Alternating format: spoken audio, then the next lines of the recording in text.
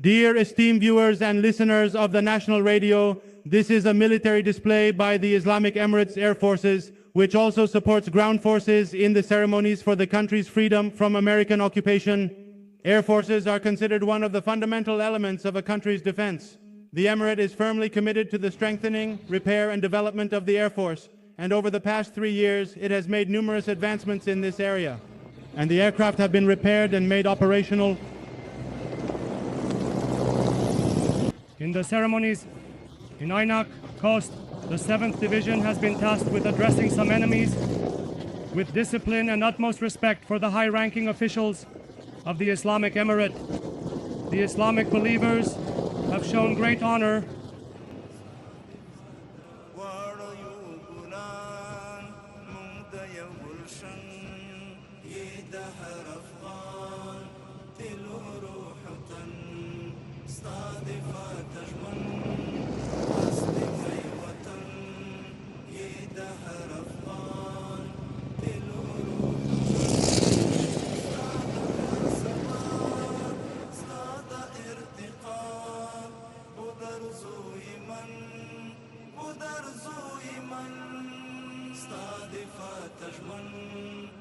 هست می وطن